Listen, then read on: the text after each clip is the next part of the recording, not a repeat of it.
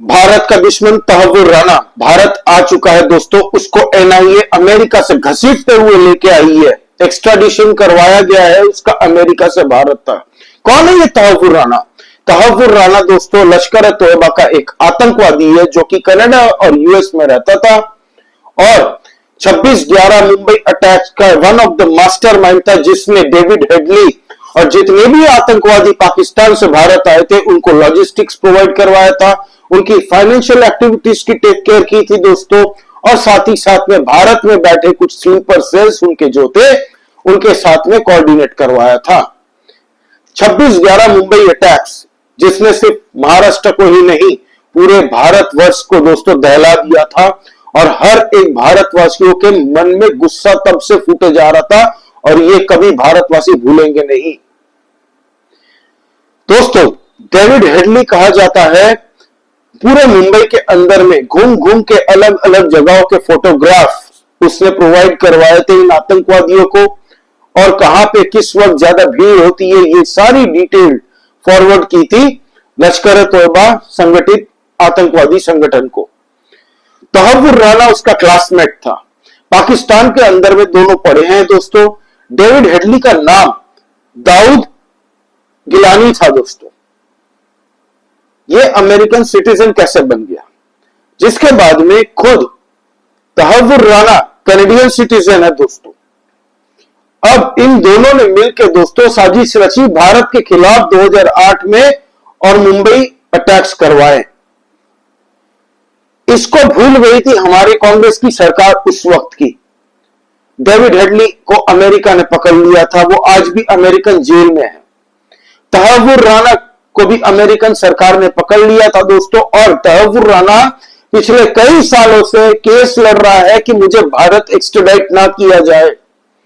भारत की सरकार ने कई सालों से एक्स्ट्राडिशन की दरख्वास्त की थी अमेरिकन सरकार को, लेकिन वहां की top American firms, lawyer firms, legal firms को हायर किया गया था तहव्वुर राना के सपोर्ट में कि कुछ भी हो जाए भारत एक्स्ट्राडिशन इसकी ना हो। इसके कौन पैसे दे रहा था? ऑफ कोर्स सी बात है आईएसआई। क्यों दे रहा था? क्योंकि आईएसआई को भी पता है ये भारत अगर इसको ले आया गया तो आईएसआई के साथ साथ पूरे पाकिस्तान की पोल पट्टी विश्व में खोलेगा भारत और पाकिस्तान के अंदर घुस के जितने भी 26/11 अटैक के पीछे लोग थे, मास्टरमाइंड थे, जिन्होंने प्लानिंग की थी, जिन्होंने इनको सपोर्ट सिस्टम पहुंचाया था, एक एक को ढूंढ के निपटाया जाएगा। इसीलिए आज पाकिस्तान की तरफ से बयान आया कि Tahawwur Rana is not a Pakistani citizen. 2 दशक से, 2 डिकेड से, मतलब Tahawwur Rana is an Canadian citizen, not an Pakistani citizen. Pakistan का पासपोर्ट उसका एक्सपायर हो चुका है। यह कहना था पाकिस्तानी आर्मी का, जिसने एक जवाब देते हुए मीडिया प्रेस वाले को बताया, जबकि ये सवाल भी मीडिया वाले का वहां होगा कि पूछने के लिए ताकि पाकिस्तान किनारा इससे कर सके। हालांकि पाप बाप को भी नहीं छोड़ता, ये कहावत हमने से कई बार सुनी है।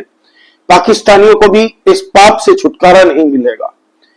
आपको पता है 26/11 के वक्त में दोस्तों सारे आतंकवादियों को मार दिया गया था सिवाय अजमल कसाब। तुकाराम ओंबले जी ने उसको पकड़ लिया जिंदा।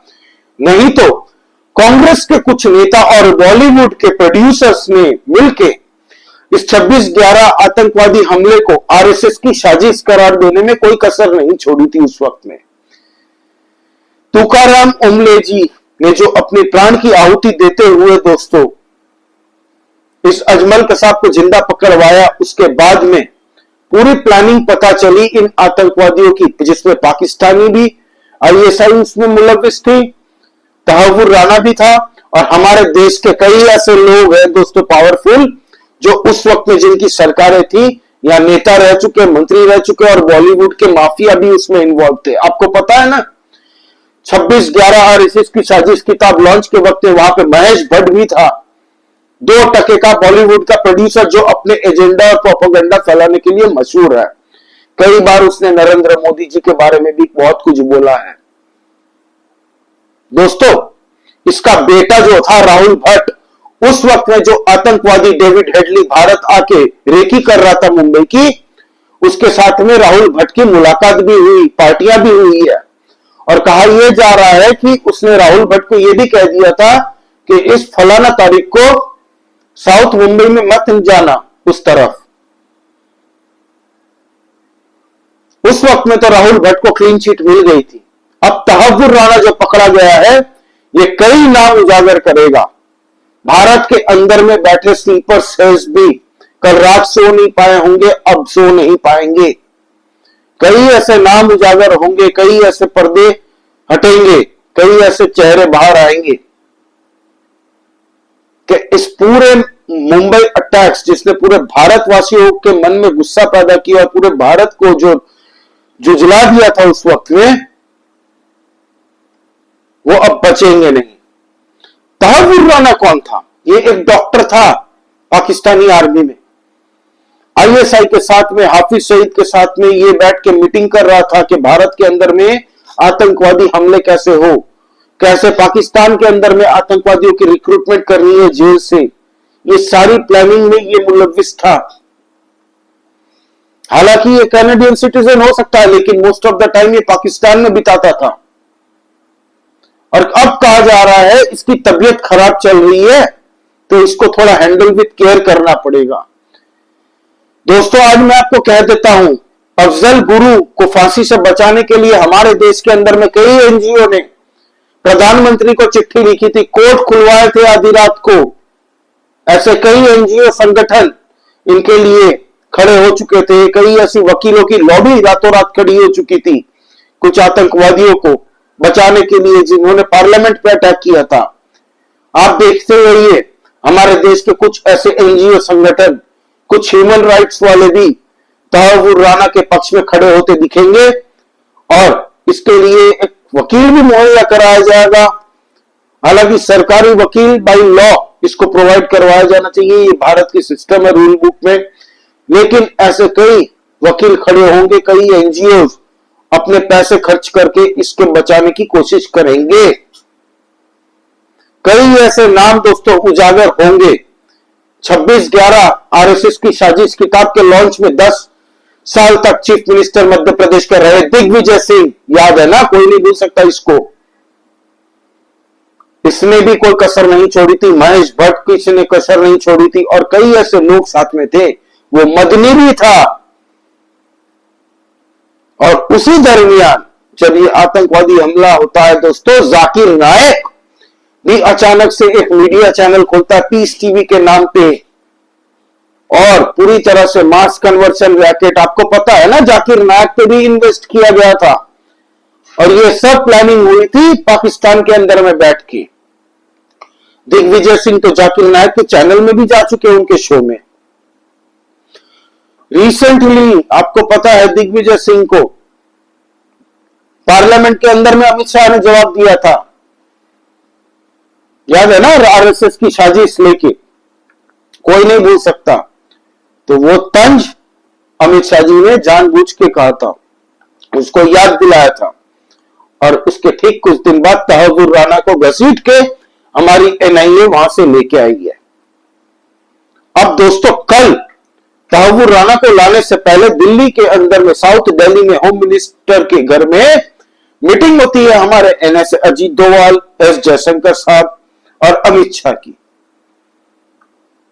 1.5 घंटे तक ये मीटिंग चली। इसको सुरक्षित शहर पर रखा जाएगा दोस्तों, और इसकी सिक्योरिटी की पूरी बंदोबस्त करवाई जाएगी। और एनआईए जब इसकी पूछताछ करेगी, कई बातें बाहर आएंगी, कई बातें नहीं आएंगी। जितनी हमारी गवर्नमेंट बाहर करना चाहती है पब्लिक में, ये बातें उतनी ही आएगी, पूरी डिटेल आएगी नहीं। लेकिन इस बात से मैं निश्चिंत हूं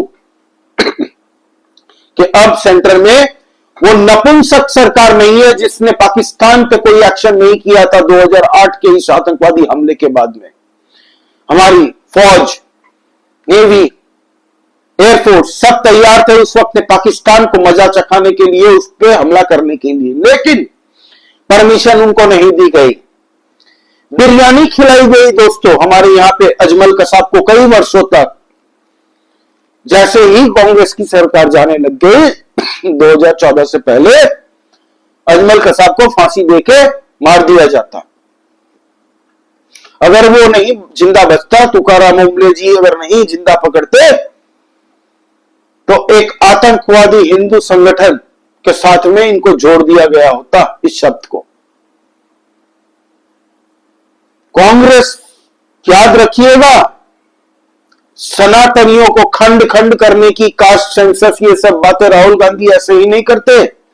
ये इनका लॉन्ग वेटेड इनकम्प्लीट एजेंडा है भारत के दुश्मनों का, जो भारत के अंदर में सनातनी और हिंदुओं को तोड़ना चाहती है, बदनाम करना चाहती है।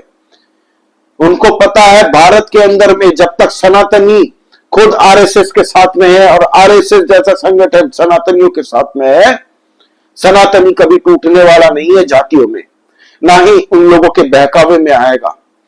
इसीलिए आरएसएस को बदनाम करने की कोशिश इन लोगों ने पहले से प्लानिंग करके रखी थी। कई ऐसे नेता है जिनको देखा गया है मीडिया में टाइम टू टाइम पाकिस्तान की पैरवी करते हैं।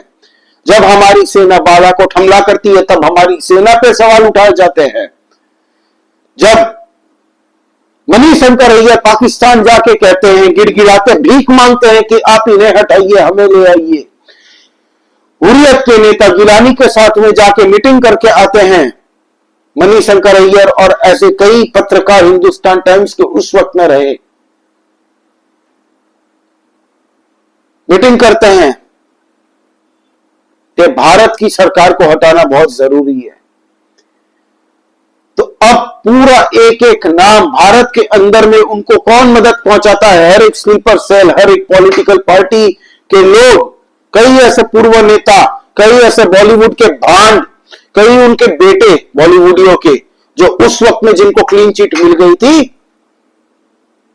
अब वो इन्वॉल्व थे कि नहीं, पूरी डिटेल फिर से फाइलें खुलेंगी और किसी को बख्शा नहीं जाएगा। उस वक्त में नरेंद्र मोदी जी जब चीफ मिनिस्टर थे गुजरात के, तब उन्होंने ये आवाज उठाई थी कि तहव्वुर राणा को छोड़ के दिया गया। वो कौन होता है शिकागो कोर्ट जो तहव्वुर राणा जिसने भारत के अंदर में हमला किया उसको क्लीन चिट दे दे?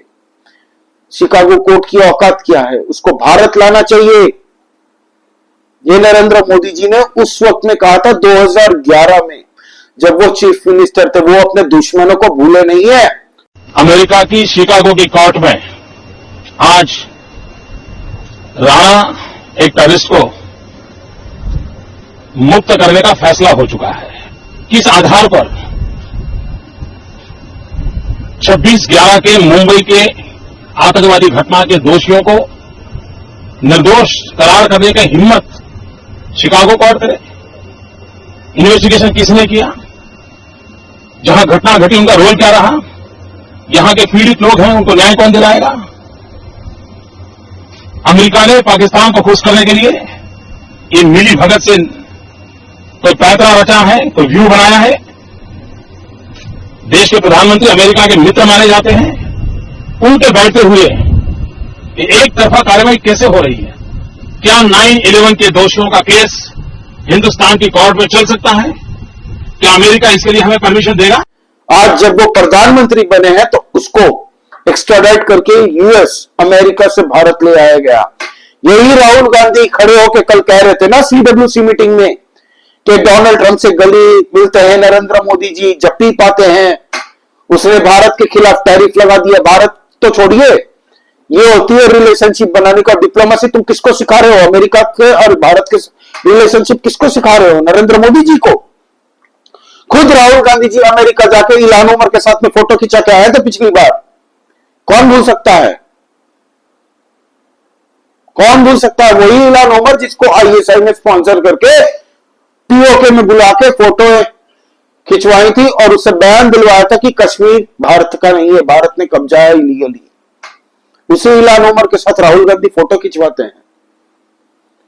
भारत विरोधी जॉर्ज सोरोस के फाउंडेशन के कई ऐसे लोग भारत जोड़ो यात्रा में राहुल गांधी जी के साथ में चलते हैं, फोटो खिंचवाते हैं।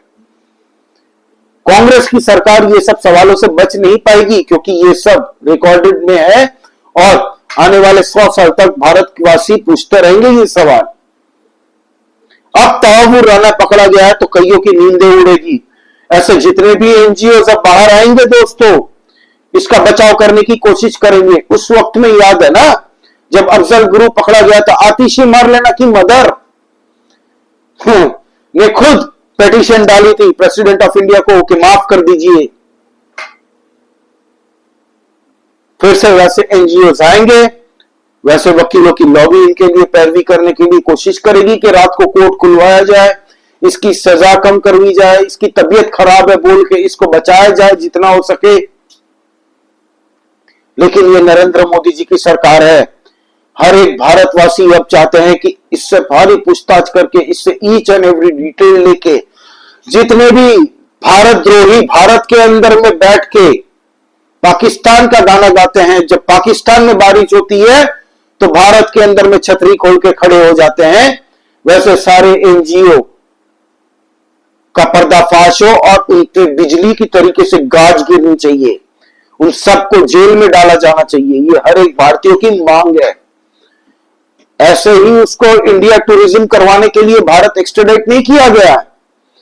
अमित शाह जी, नरेंद्र मोदी जी की देशभक्ति, और ये 2011 में नरेंद्र मोदी जी ने जब कहा था वो अभी तक वो भूले नहीं है। अब लाया गया उसको, अब एक एक लोगों की पोल खुलेगी, पाकिस्तान का भी इलाज होगा, भारत द्रोहियों का इलाज होगा।